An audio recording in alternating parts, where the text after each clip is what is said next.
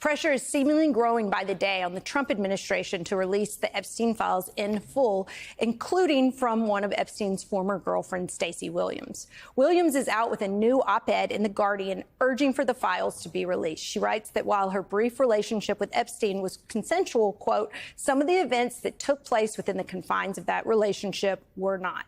That includes this allegation she first made against President Trump last October, writing that, quote, Epstein once walked me into Donald Trump's office at Trump Tower, where I was groped by Trump as Epstein stood by and watched.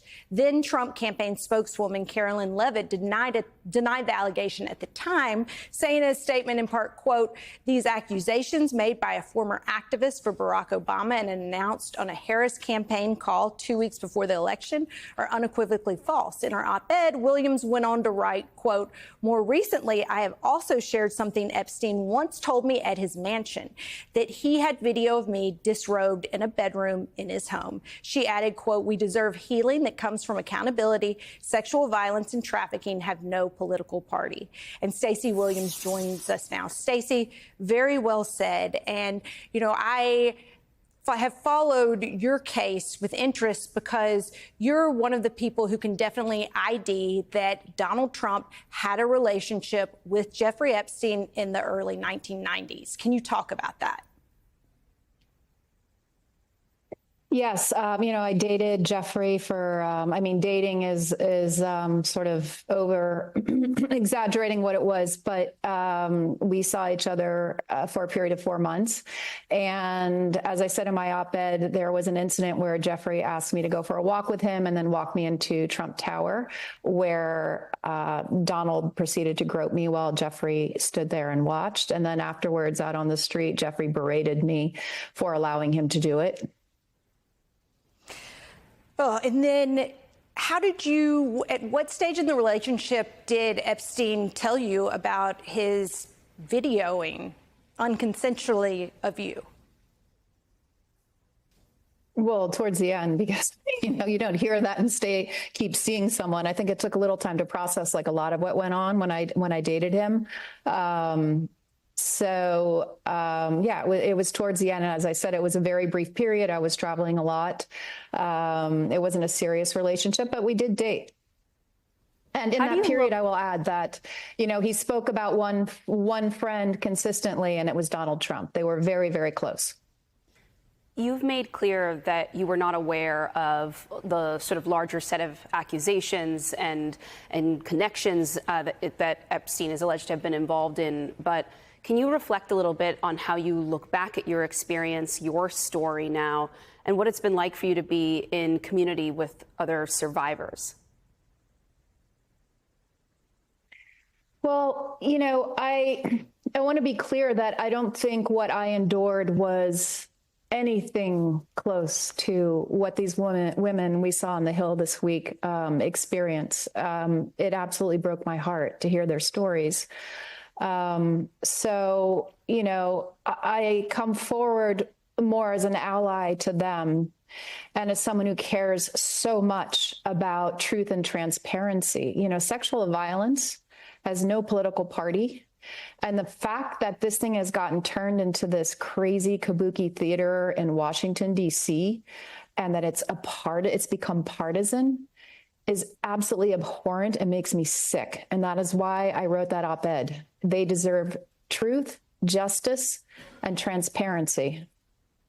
Can I pick up on that point and get your thoughts on what specifically that looks like? I mean, you talked about the women that were there, the survivors that spoke this week.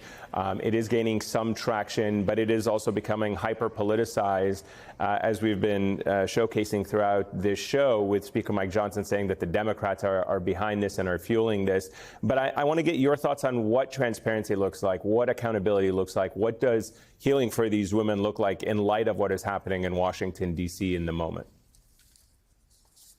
Well, first of all, let's just get in touch with our humanity for a second. Imagine being a 14 or 15-year-old girl, and you are raped multiple times a day as you're being trafficked by a powerful man who is trafficking you to other men in power. To have to endure the trauma of that alone, but then show up in Washington to beg for truth, transparency, for these files to be released, and to be told that it's all a hoax? Can we just put all politics and partisanship aside and get in touch with that? We all have women in our lives that we care about, daughters, wives, girlfriends. Imagine them being raped and trafficked as children and asking for transparency and justice and being told that the whole thing is a hoax.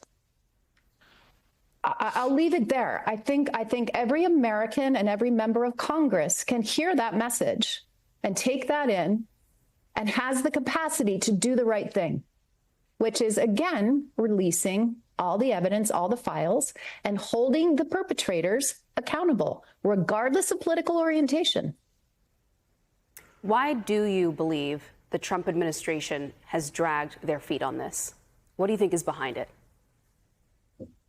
Oh, I'm not into speculating, but, the president ran on releasing the files. He promised his supporters that this is one of the first things that he wanted to do. And where are we today? On Wednesday, I heard him call it a hoax. I'm happy to hear that there are a few steps being taken to advance the investigation. But, these are early days, and again, it's confusing to me because they've referenced the files and the Epstein files for years. He ran on it. And, we're all sitting around speculating because we don't know. We have no answers. And it's quite simple. The files exist, release them. What is the holdup? This is exhausting for all of us.